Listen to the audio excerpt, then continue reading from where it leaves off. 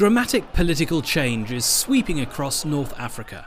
First Tunisia, then Egypt, and now Libya all have witnessed popular uprisings against authoritarian leaders. And in Libya's case, the country is now convulsed by violence and bloodshed. The instability in the region presents the EU with many challenges, not least with regard to migration. This week, the European Parliament's Civil Liberties, Justice and Home Affairs Committee has been discussing the prospect of large-scale immigration as a result of the chaos in North Africa. The migratory flows from Tunisia and Egypt seem to be slowing, but there are concerns that increasing violence in Libya will force more and more people from that country to try to reach the EU.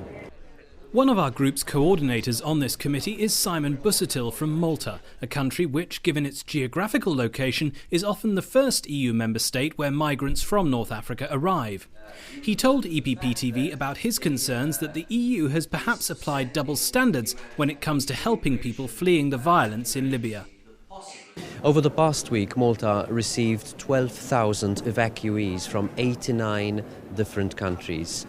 The operation worked like clockwork for a very simple reason that most of these affected countries sent in boats and planes to Malta to pick up their nationals. My question is, would they have been so willing and accommodating if instead of their own nationals, these people were Libyan nationals fleeing from the same danger?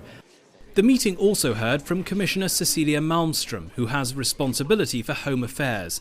She underlined that although there are clearly urgent issues related to migration that need to be dealt with, the situation in North Africa demands a long-term approach to assist these countries politically and economically. We are discussing very thoroughly a new neighbourhood policy. Of course, the dramatic events in our neighbourhood requires a totally new thinking. How can we support these countries?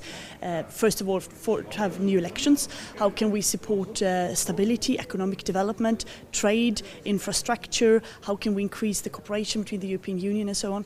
These are extremely important things, and it's a chance of a lifetime. So we need to define a new policy. The rapidly changing situation in the region, and in particular in Libya, has tested the EU's capacities to the limit, and it's been a baptism of fire for the new EU External Action Service. The multifaceted nature of this emergency demands coordination across many policy areas. However, for the EPP group, an end to the bloodshed is paramount.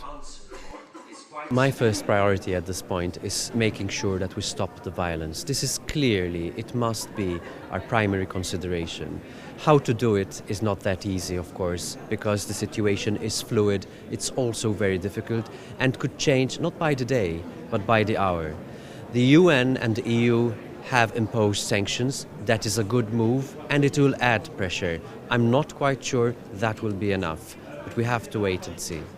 The tumultuous events we've witnessed recently will have substantial and lasting consequences, not only for the North Africa region, but also for the EU, which is having to rethink its entire strategy in the region. For more information on our group's activities, please visit our website, eppgroup.eu. Thanks for watching, and see you again soon.